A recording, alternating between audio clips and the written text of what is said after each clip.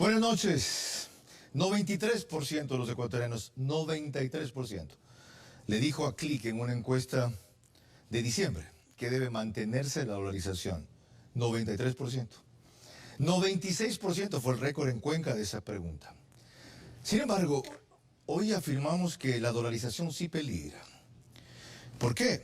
Porque el que habló de desdolarización buena en abril del año pasado, cuando trascendió su artículo el artículo del 26 de noviembre del año pasado y era candidato presidencial, lo borró del blog, cambió de opinión y vive diciendo que no hará lo que al final esta clase de ideólogos sí hacen.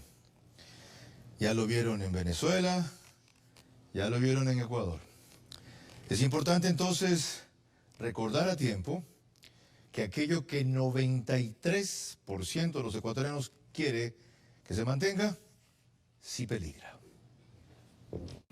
Este es Vera a su manera. Un comunicador que desde 1975 ha sacudido la televisión con formatos y estilos polémicos, sin ocultar sus simpatías ni jactarse de objetividad, pues el periodismo de opinión siempre asume una posición. Bienvenidos a coincidir o discrepar con Vera a su manera. Opinión con propósito. Democracia.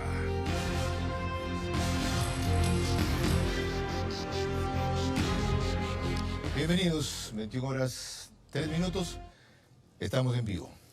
Dirijo este espacio de opinión con crítica e independencia para abordar solo temas y protagonistas capaces de mejorar nuestras vidas, convencido de que el modelo de democracia republicana, guiado por la economía social de mercado, ha probado en los hechos ser la vía más segura hacia lo que la mayoría aspira. Progreso, pero en libertad. Avanzar sin prosperar es ser libres para morir nomás. Y prosperidad sin libertad es sobrevivir cómodos sin decidir. Buenas noches otra vez, hoy es martes 2 de febrero del 2021. Carlos nos acompaña como de costumbre de lunes a jueves. Gracias, Carlos. Buenas noches, es un gusto para mí acompañarlos nuevamente. Es la boya que ha salvado al país de las peores catástrofes durante estos 21 años. Y aún así, imagínense que quieren quitarla. Por eso hemos denominado a este programa la dolarización.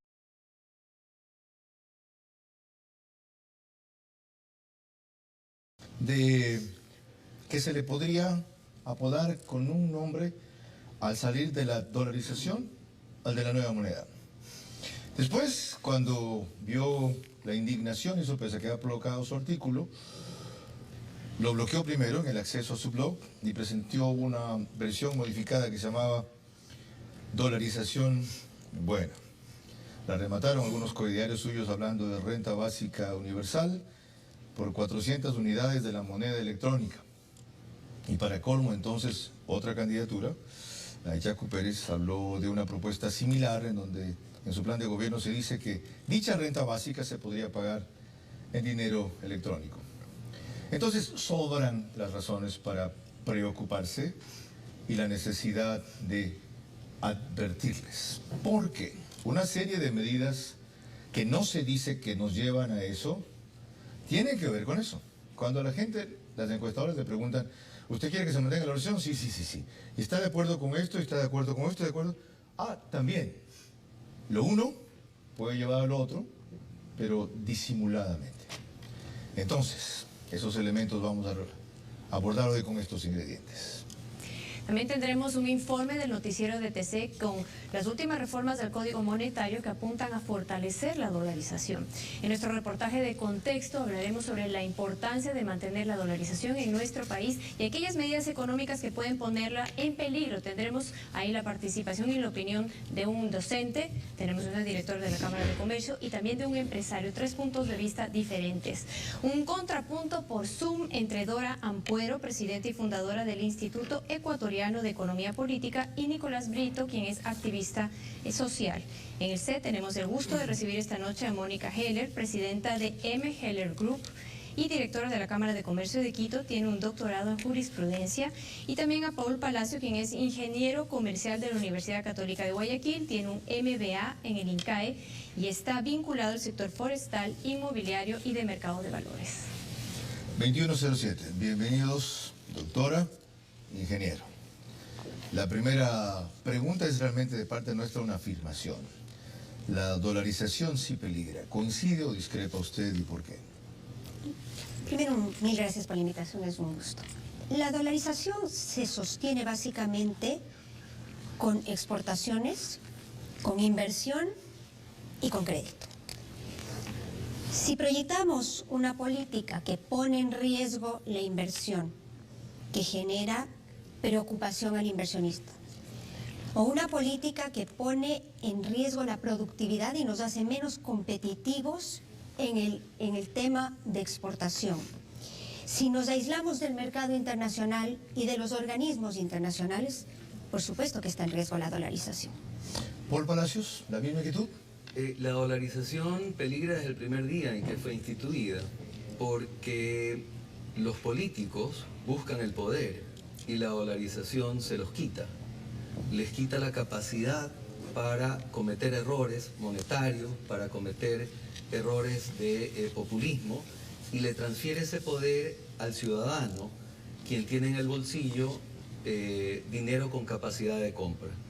Si es que el político echa mano de emisión monetaria y destruye la dolarización, conquista poder y se lo quita al ciudadano común, a quien lo esclaviza en función de un crecimiento de precios, como pasa en Venezuela y que no pasa en Cuba, porque no hay productos para que los precios crezcan. Doctora Heller, usted decía que hay tres claves que podrían poner en riesgo la dolarización y cada vez son las que la sustentan: exportaciones, inversión y créditos. Se habló de políticas que pueden ir contra estas líneas. ¿Cuáles son esas políticas en este rato, en la coyuntura electoral? ¿Quién las sustenta? O yo estoy hablando de pajaritos preñados. En el tema de exportación, por ejemplo, necesitamos ser competitivos a nivel del mercado internacional, porque el mundo tiene opciones. No tienen por qué comprarse productos ecuatorianos cuando hay alternativas más baratas en el mercado internacional. Si nosotros hablamos de aranceles, el 60 o 70% de las importaciones en el Ecuador obedecen a materia prima y bienes de capital. Encarecemos la producción y nos volvemos menos competitivos en la exportación, por ejemplo. Para hablar de un ejemplo en ese rubro. Si hablamos de inversión, cuando hablamos en términos políticos y sociales de un país con inestabilidad, con movilizaciones, que habla constantemente de separarse de los organismos internacionales, eso disuade la inversión extranjera, pero también genera inquietud y preocupación a la inversión local. ¿Y ese discurso de quién es en la campaña? Hay varios candidatos que lo plantean. Yo creo que este no es un tema tanto de candidatos como de posiciones. Pero ya ninguno tan frontalmente, porque se han dado cuenta de lo que usted advierte. Es que el riesgo real, el Ecuador tiene evidentemente una necesidad de mantener la dolarización, por lo menos en un proceso electoral, o de transmitir esa posición, porque el electorado ha sido claro en su posición de sostener la dolarización en el Ecuador. De tal manera que conversar en otros términos sería contraproducente en una campaña. Pero eso no quiere decir que los riesgos reales no estén ahí, porque como usted bien decía, hablar de ciertas medidas que sin ser directamente contrarias a la dolarización podrían repercutir en una debilitación de la dolarización. Han estado siempre esos riesgos, dijo Paul Palacios, y yo lo contrapongo con un argumento que usan a cada rato. Miren, están locos ustedes. Correa tuvo todo el poder posible, todos los controles posibles, todo el tiempo posible, todas las ganas, porque siempre se quejó el sistema, pero nunca desdolarizó. Entonces, ¿por qué la preocupación? Porque desafortunadamente, cuando el presidente Correa estuvo en el poder, eran unas condiciones económicas completamente diferentes a las que tenemos. Las materias primas estaban absolutamente altas en precio en el mundo y el flujo de capitales que tenía el Ecuador como consecuencia de lo boyante de la economía por el sector externo de la economía ecuatoriana sostuvo la dolarización pese a la cantidad de medidas que se tomaron en ese momento. La dolarización se sostiene en dos pilares fundamentales. el sector externo de la economía, que son los flujos de capitales, de exportación, que es el sector real de la economía, el sector real del sector externo, y los flujos de capital provenientes de remesas y provenientes de deuda, provenientes de inversión extranjera, por un lado. Y por otro lado, la disciplina fiscal. Usted puede tener un sector externo extraordinario, pero si no tiene disciplina fiscal, y eso significa que lo que usted reciba como ingresos no los gaste más, significa que si usted no gasta más de lo que recibe como ingresos, entonces va a sostener el poder. Sin embargo, tuvimos la posibilidad de endeudarnos. La capacidad que el Ecuador tiene hoy de crecer en endeudamiento es bastante baja. Le voy a decir una cosa más, señor Vera. Una acotación, es decir, la tentación sería más grande hoy día porque las circunstancias son peores. Mire, hoy las circunstancias son menos buenas, peores que lo que eran hace 15 años o lo que eran hace 20 años. Y por lo tanto mayor el riesgo. Y mayor el riesgo. Pero además una cosa, la percepción de la comunidad respecto del valor del dólar como capacidad de compra está tan intacta hoy como hace 15 años o hace 20 años cuando se lo instrumentó. Y sin embargo, hoy hubo un anuncio por parte del gobierno que se iba a reseñar Carla, que ratifica la preocupación. Ya van a ver ustedes a qué me refiero. En efecto, Carlos, la próxima semana el Ejecutivo está próximo a enviar las nuevas reformas al Código Monetario que tiene cambios enfocados a fortalecer la dolarización. Aquí les traemos el último informe presentado por el noticiero de TC.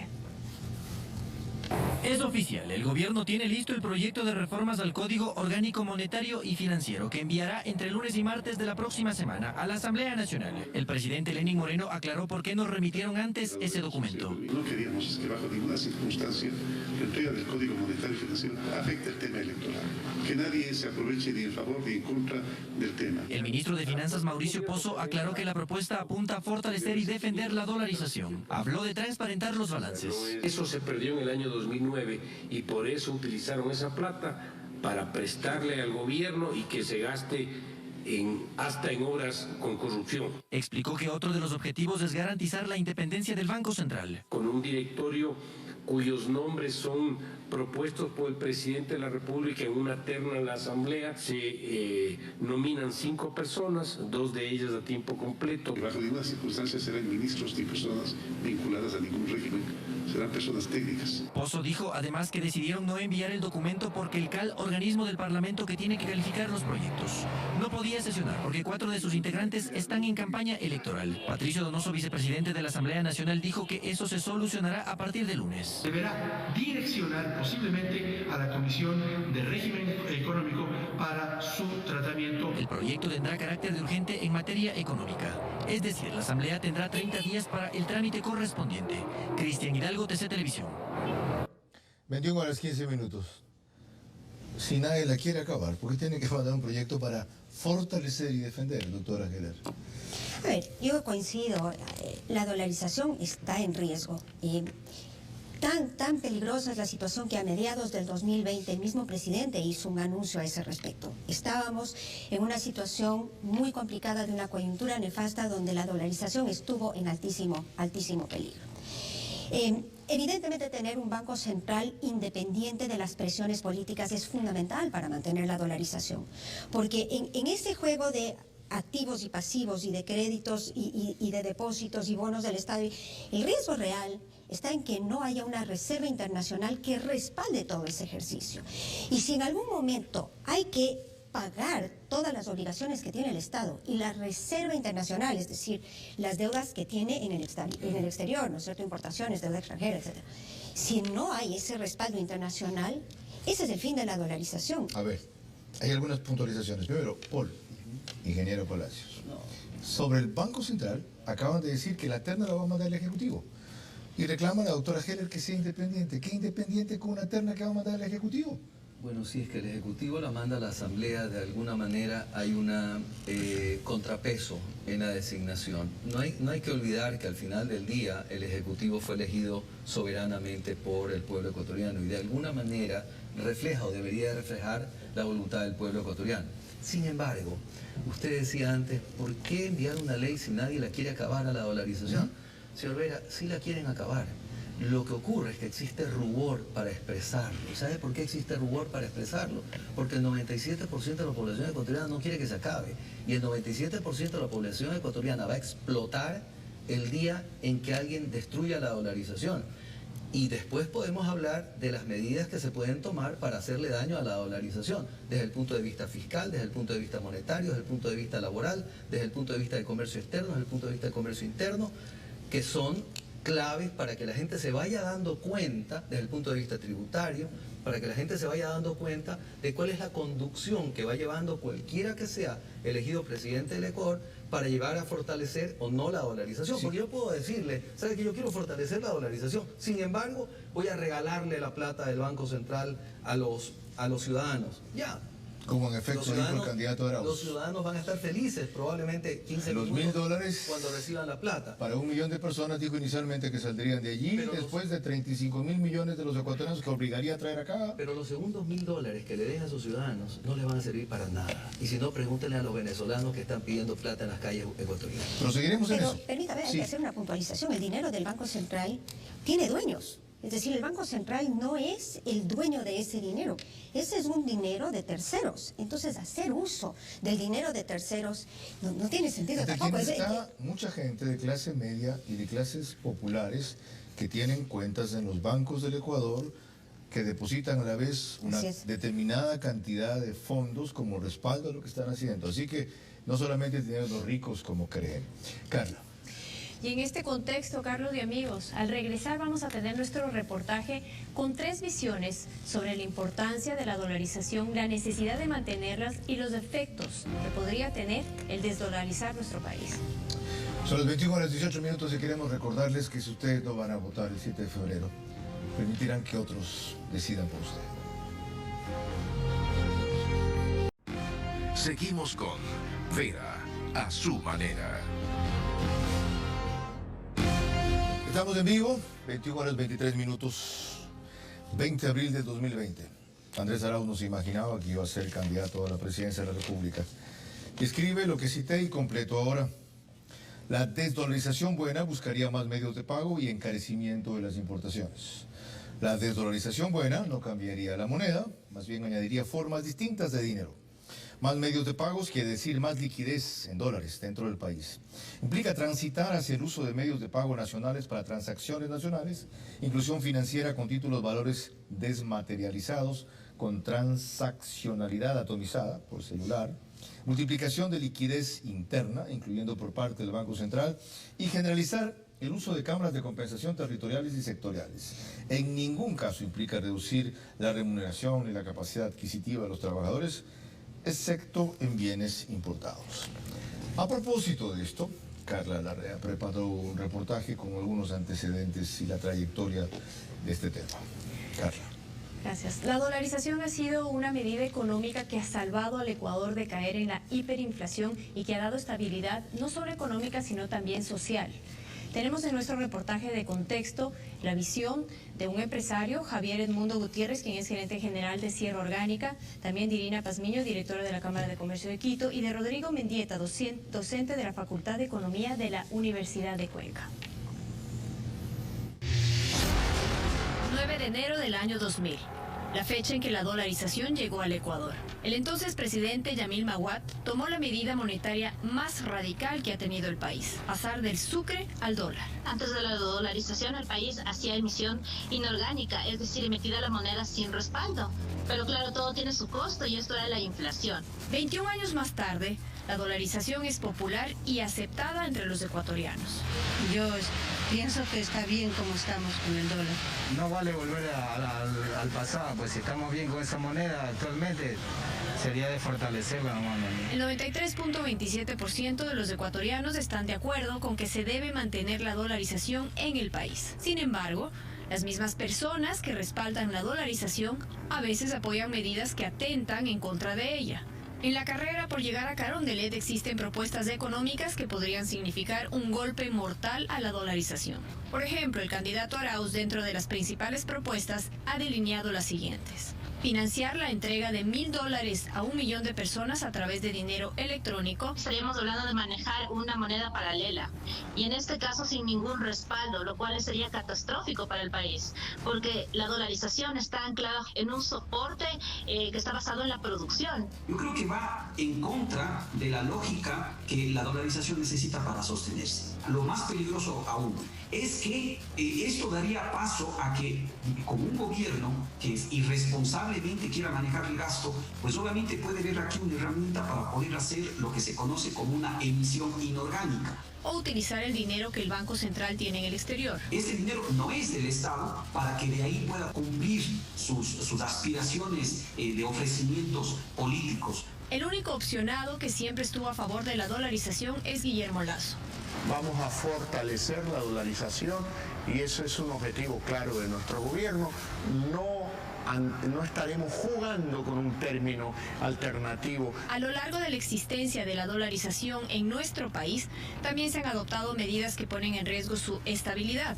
La dolarización lo que le ha debilitado es el manejo poco responsable del gasto público y lamentablemente tener un Estado o un tinte populista haya volcado en volver, digamos así, al motor de la economía, el sector público, da la idea, ¿no es cierto?, artificial de que estamos bien, pero lo que se está haciendo es acarreando deudas, acumulando deuda, utilizando dinero que obviamente pues no se debe utilizar, como es el caso del dinero en el Banco Central. Y a pesar de todo lo que ha pasado en el transcurso de la vida de la dolarización, nos ha traído grandes beneficios. Para los empresarios tener dolarización significa hacer proyecciones de planificación en gastos, planificación en ventas, planificación de inventarios, es decir, nos permite tener un panorama dentro de lo incierto, cierto. Puedes hacer inversiones a largo plazo en el cual tú puedes decir, bueno, a 10 años yo puedo amortizar la compra de un equipo, de un cabezal o de una maquinaria para la empresa. Y hago mi proyección de que tengo una moneda estable en la cual, si yo sé que, digamos, el crédito tengo que pagar, no sé, $1.000 al mes, van a ser $10.000 al mes de hoy, mañana o aquí a 10 años. Para los asalariados, moneda que los incorporó al crédito. Algo importantísimo, nos daba la seguridad y la certeza de que los ingresos podíamos tener una planificación y una adquisición de compra con la dolarización. No así, cuando nosotros teníamos una moneda en la que todos los días cambiaban los precios de los productos básicos, en general de todos los artículos que nosotros requeríamos. Si llegáramos a desdolarizar la economía ecuatoriana, las consecuencias en este momento serían catastróficas. Lo que podríamos prever es que es un panorama incierto en el que nosotros no tendríamos ningún tipo de garantías, no podríamos hacer planificaciones, de tal manera que nos dejaría pues fuera de mercado. Y si es que nosotros queremos poner una moneda paralela, cambiar la dolarización, sería terrible para el nivel empresarial. Y es que esta medida obliga al país a cumplir con varias condiciones positivas para la economía ecuatoriana. Con el país, si no hubiésemos tenido la dolarización, después de toda la experiencia que hemos vivido estos últimos 14, 15 años, lo que estaríamos en este momento es viviendo una posición económica exactamente igual a la de Venezuela. Es decir, una economía en donde ya no hubiésemos soportado más con inclusive una inflación alta, galopante, o quizás hubiese llegado a una hiperinflación y que prácticamente hubiese generado una conmoción social en nuestro país. La protección de la dolarización está en manos de los ecuatorianos, que debemos decidir en las urnas este 7 de febrero. 21:29. Comienzo en cambio por el ingeniero Palacios ahora. Si hay casi unanimidad en esto, ¿por qué hay un electorado cerca de 25-30% dispuesto a apoyar al candidato que habló de desdolarización buena?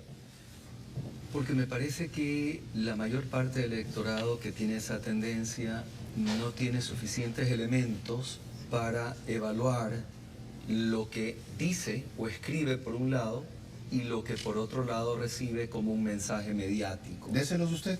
Bueno, el primer mensaje importante que yo quisiera darle al electorado es que piense en la esencia de su poder como individuo, y la esencia de su poder como individuo es que tenga capacidad de compra, que tenga predictibilidad, que sepa que puede tomar un crédito y sabe cuánto va a tener que pagar a lo largo de los 15, 20 años.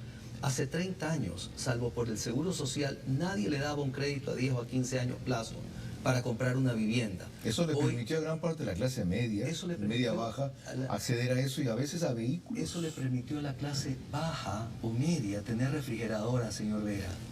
Nadie le daba crédito para comprarse una refrigeradora o una cocina. Hoy lo puede hacer. Mire usted la cantidad de televisores, de equipos de música, de refrigeradoras, de cocinas que tiene a la gente más pobre de este país. ¿Y por qué no se lo han dicho los candidatos? ¿O estamos nosotros a tiempo todavía de advertir? Porque no hay una campaña sistemática de decirles, miren, esto que parece que no es importante es vital para su economía.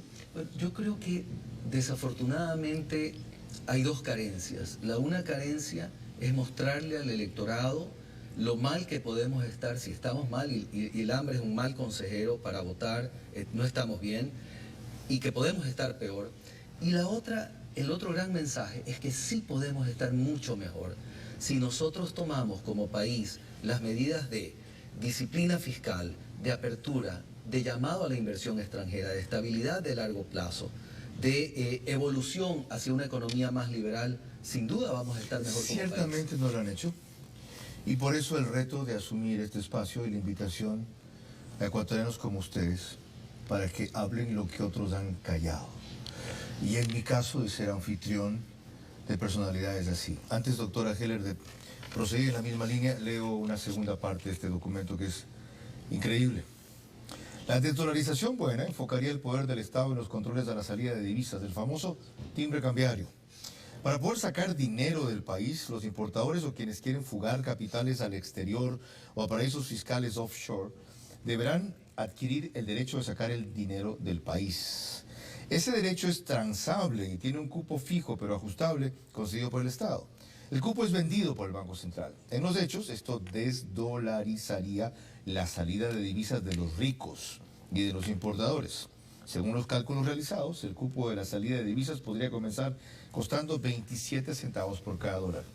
Es como que el impuesto a la salida de capitales, o sea, lo que ahora se llama el ISD, sea del 27%, ahora es del 5%. Pero además, con cupo limitado. A este cupo se le podría apodar con un nombre, el de la nueva moneda. Y se lo pregunto, y se lo planteo a usted porque usted habló de la importancia de las exportaciones como uno de los mecanismos para fortalecer la dolarización, el crédito fue otro, y de la inversión extranjera. Los inversionistas y nacional. Los inversionistas, ¿qué problema tendrían con una cosa así? Mire, la inversión está directamente ligada a la confianza.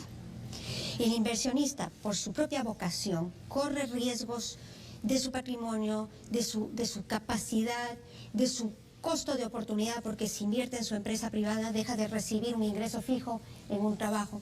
De tal manera que para hacer todo esto tiene que haber la confianza en que el ejercicio va a ser de buen resultado. Ya, pero lo que están diciendo aquí, mire señora, si usted gana tanta plata aquí, con razón por el riesgo que corre, no la saque toda, pues. Ay, si la quiere sacar, perfecto.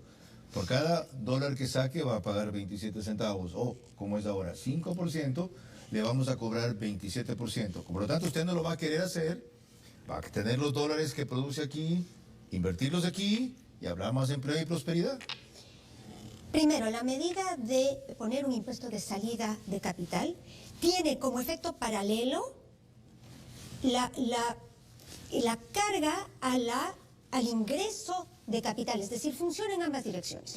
Porque lo que en teoría lo único que hace es controlar el ingreso, también paralelamente lo que hace es cohibir el ingreso. De tal manera que eso hay que sopesar. Entonces, ¿qué hace el inversionista y el empresario que le va bien en este país, por este país? ¿Qué hace? Mire, yo creo que el empresario cumple y cumple recontra bien. El empresario corre riesgos, invierte, genera trabajo, paga impuestos, aporta, le dedica su esfuerzo, su tiempo y hace país. Yo creo que al empresario no hay nada que reclamarle.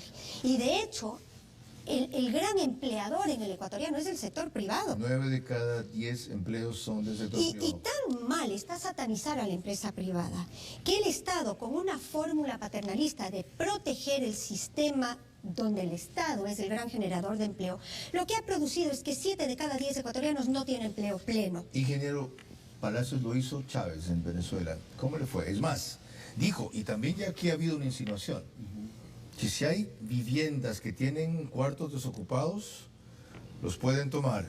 Chávez fue, hay un edificio que no lo ocupe nadie, expropiese.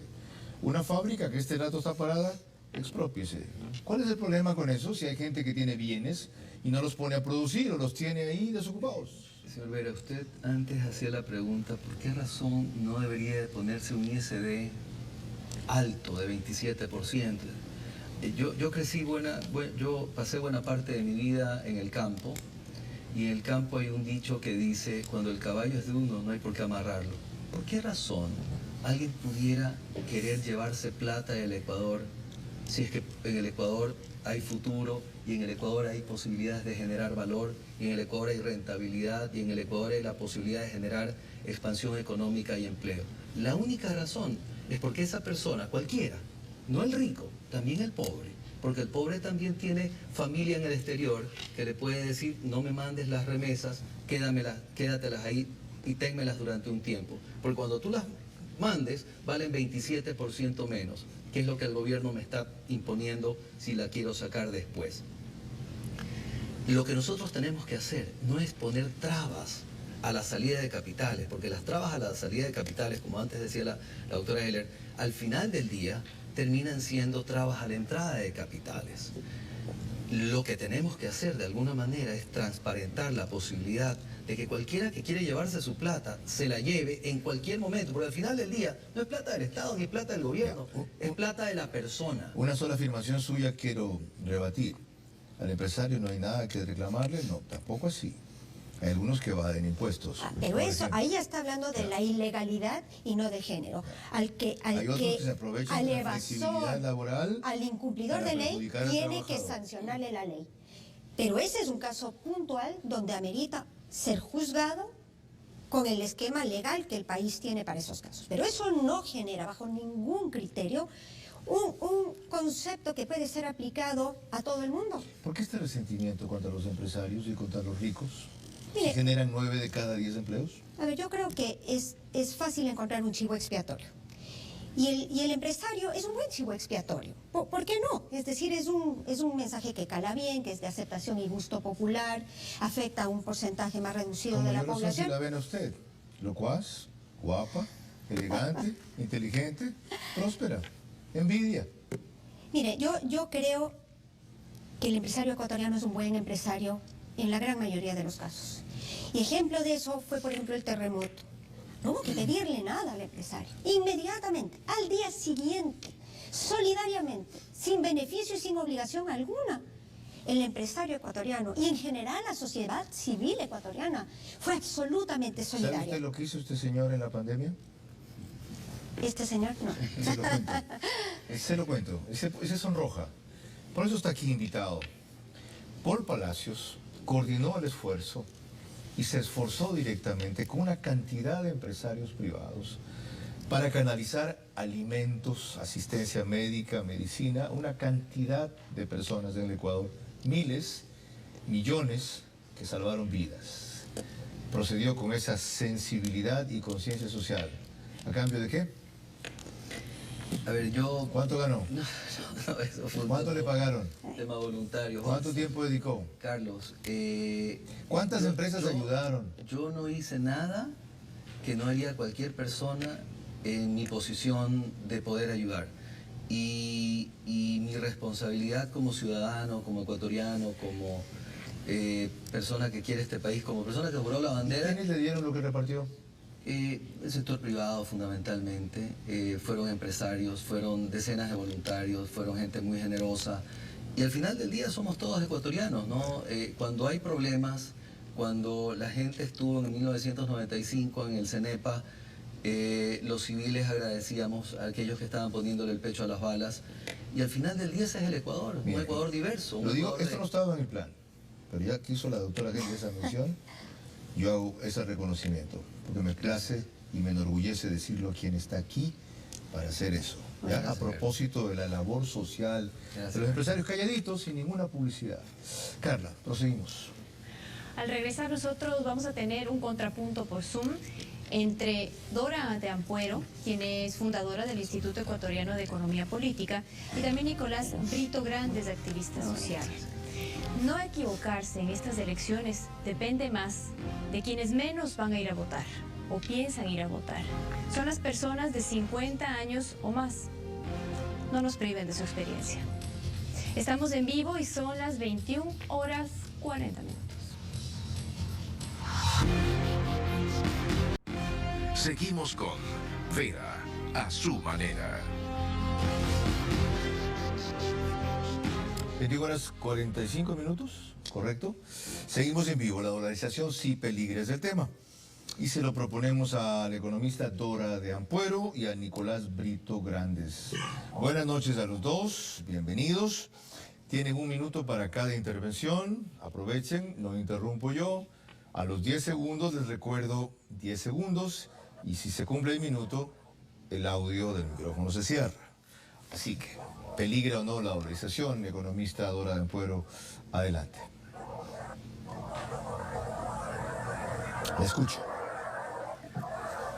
¿Economista? ¿No me oye? ¿Ahora sí? Sí. ¿Estamos al aire? Sí, sí te oigo. Hola, ¿me escuchó? Sí. ¿Cómo está? A ver, le preguntaba yo a usted si peligra la dolarización. Adelante. Sí, la dolarización tiene un gran peligro, la existencia del Banco Central.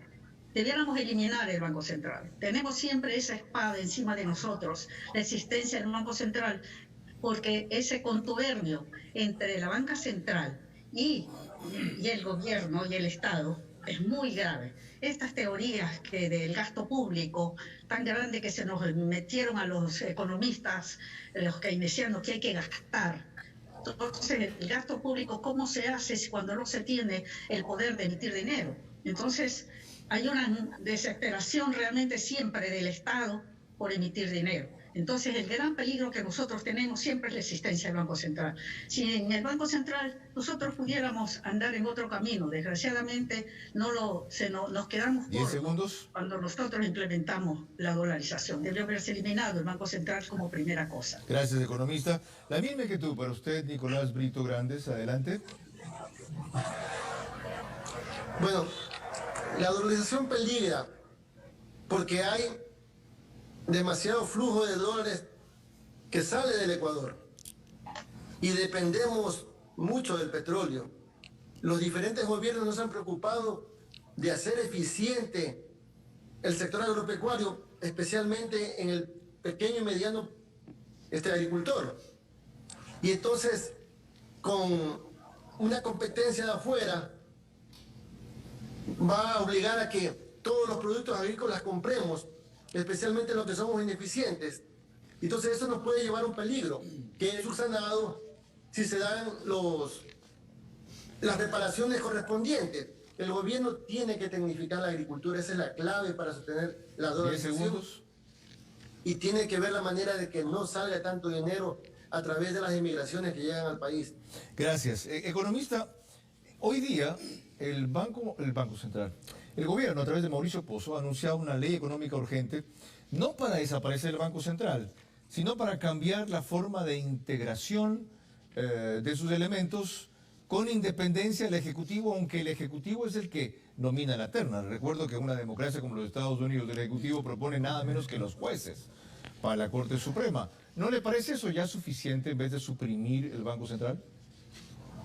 No, no realmente. Siempre estará el peligro allí. Y lo que se necesita es abrirnos al mundo. Necesitamos eliminar todos los impuestos de salida del dinero, de las divisas. Necesitamos nosotros libertad, que es precisamente donde es la ruta en la cual el individuo aprende a resolver sus problemas, y nosotros necesitamos que los empresarios puedan trabajar libremente, que los pequeños empresarios y todos hagamos nuestro proyecto de vida.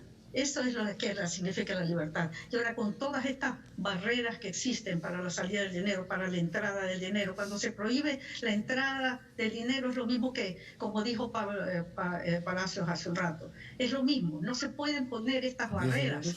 Hay que abrirnos al mundo. Hay unas posibilidades inmensas. Nosotros las tuvimos porque después hay que recordar también cómo nosotros...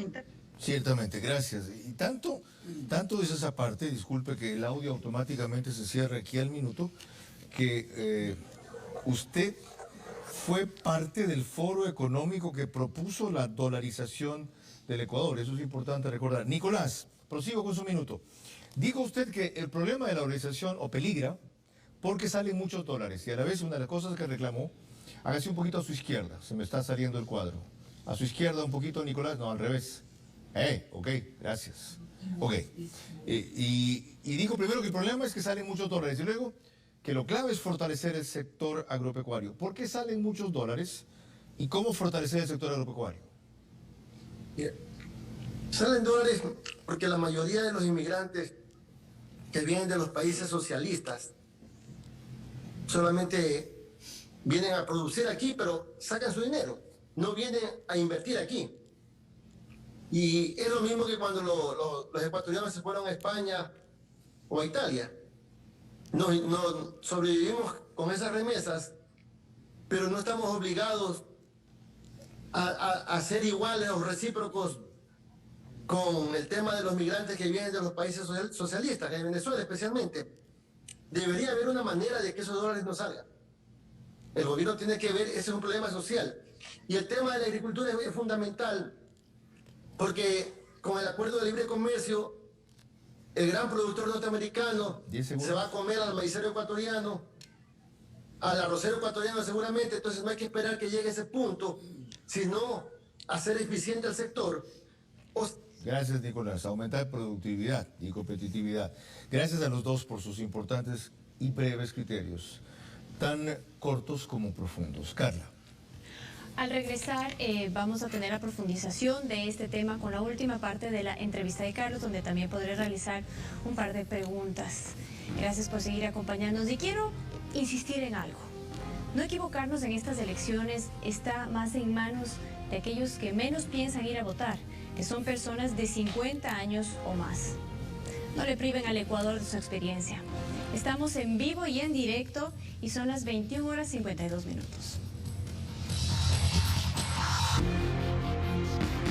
Seguimos con Vera a su manera. 21:56. Aquí está lo que les anuncié. Miren, esta negativa constante y nosotros, dale con que piensa desdolarizar. Mi nombre es Andrés Arauz y vamos a fortalecer la dolarización y que quede claro a todo el mundo, vamos a fortalecer la dolarización. Ahí está, ingeniero Palacios. ¿Va a fortalecer la dolarización? Bueno, eso sí, llega a ser presidente, ¿no? Y todavía falta... ¿Y qué cree? La evidencia, por lo menos, que he podido observar es que es un poco más afecto a crear monedas paralelas, a generar gasto público más grande que los ingresos fiscales. Esa es la evidencia que he podido observar. ¿Y usted, doctora Heller? Yo creo que hoy está claro que el Ecuador quiere un país dolarizado, razón por la cual todos los candidatos se han pronunciado favorablemente a la dolarización. La pregunta importante es si harán lo que se requiere, no si la intención está ahí. No, yo no creo que hay candidato o presidente que quiera realmente desdolarizar porque el país se le vendría encima. Creo que hay un clamor popular que es innegable. La pregunta real es si las medidas coyunturales que no parecerían ser significativas en los ojos de los candidatos, finalmente no van a debilitar la dolarización. Y esa es mi preocupación. Algo de eso nos referiremos al concluir. Pero antes, Carla los ha seguido con atención y les quiere hacer una pregunta a cada uno. Carla. Ingeniero Palacios, gracias. Es necesaria la modernización de la ley laboral, pero ¿cómo realizarla si ustedes no han podido llegar a acuerdos con los sindicatos? Bueno, creo que hoy la esencia del tema es permitir flexibilidad laboral. Y flexibilidad laboral no significa reducir el salario a los trabajadores, significa incorporar a una masa muy grande de personas desempleadas a que puedan emplearse en condiciones favorables para esos trabajadores, en un acuerdo bipartito entre el empleador y el trabajador. El país que mayor flexibilidad laboral tiene en el mundo es el país que mayor nivel de empleo en el mundo tiene, que son los Estados Unidos. Nos aterramos cuando vimos que Estados Unidos había perdido casi el 17% del empleo con la pandemia. Y hoy Estados Unidos ha regresado a un nivel de 4% de desempleo. ¿Por qué? Por la flexibilidad laboral. Yo no le tengo miedo a la flexibilidad laboral. A lo que yo le tengo miedo es a la inflexibilidad laboral que deja a un montón de jóvenes sin la oportunidad de emplearse en condiciones favorables para esos jóvenes. Bueno, esperemos que también los sindicatos se abran a esto. Yo creo que ya los sindicatos hoy tienen menor relevancia. La mayor relevancia la tienen las personas a través de su voto respecto de a quién eligen para efectos de generar mayor nivel de empleo en el país. Muchas gracias. Gracias, ingeniero. Doctora Heller, un punto fundamental para mantener la dolarización es definitivamente ser más eficientes en la producción. ¿Cómo hacerlo? Mire, lo primero es tener la actitud correcta y dejar de satanizar a la empresa privada. Hay que flexibilizar el tema laboral, hay que permitir que los costos de producción sean razonables y competitivos, es decir, si tenemos impuestos de entrada de materias primas o impuestos a la entrada de maquinaria, encarecemos la productividad. Si hablamos de salarios excesivamente altos, que están por encima de la productividad y de la realidad económica de las empresas y del país, encarecemos el producto y no podemos exportar. Es decir, creo que lo primero y lo fundamental es entender que la exportación es fundamental para sostener la dolarización, que debe ser prioritario dentro de la política de Estado y que hay que tomar medidas que conjuntamente contribuyan a que la productividad sea sostenible, eficiente y competitiva en el mercado internacional. Y ahí contestó usted aquello que le iba a preguntar y que anticipó, si las medidas que fortalecen la dolarización son las que se van a mantener, era su preocupación. Muchas gracias a los dos por su presencia, tan puntual como fundamental. Yo solo quiero añadir que, a propósito de lo que hemos tratado aquí, el candidato simpatizante de Maduro, sí, ese grupo que cree a Venezuela víctima del imperialismo yanqui, no de fórmulas fracasadas, dijo cuando se lo conocía simplemente como académico teórico del socialismo del siglo XXI, que hay una desdolarización buena, como lo he leído, es decir, una fórmula de salir de la dolarización sin efectos catastróficos, está equivocado, no la hay. ¿Con resultados buenos? Tampoco la hay. Al darse cuenta de que ese sueño trasnochado que arruinaría al pueblo, como también se ha dicho aquí, al cual proclama él defender, primero lo que hizo fue negarlo, al ser descubierto lo puso en contexto y luego simplemente lo ha borrado de todo trazo. Bien, pero ha ido más allá. Dice con desparpajo, como acabamos de ver, que va a fortalecer la dolarización. Y entonces viene la objeción que le hacía aquí a Paul Palacios. ¿Cómo? Pero si Correa tuvo 10 años y aunque no le gustaba la dolarización, no salió de ella y pudo haberlo hecho. Aquí está también lo que mencionaba Paul. Claro, hay una razón. Hubo dólares porque tuvo petróleo de hasta $100 por barril.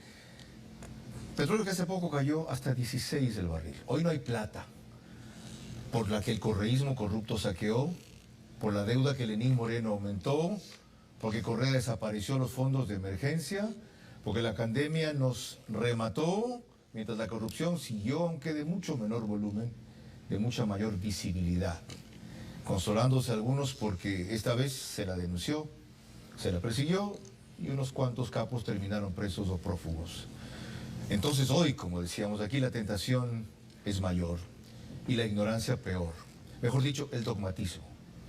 El dogmatismo, esa convicción en que todo lo que dice la izquierda es justo y se mantiene ya por 32 años en Venezuela, aunque es injusto. Y en Cuba, aunque todos son iguales de la pobreza. Por eso no es exageración repetir y advertir de mi parte que la dolarización sí peligra. Pero el poder de frenar esta locura solo lo tienen ustedes.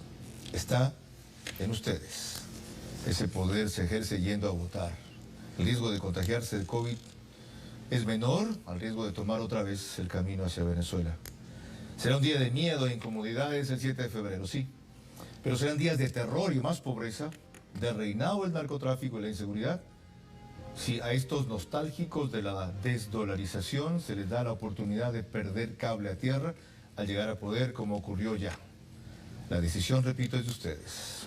El poder está todavía en ustedes. Carla. Mañana nuestro tema es vacunación. Carlos. Y salud. Vacunación y salud. De paso, Gamavisión reprisa este programa desde el domingo. Lo hace en los horarios de las 20 horas. Buenas noches. Esto fue Vera a su manera.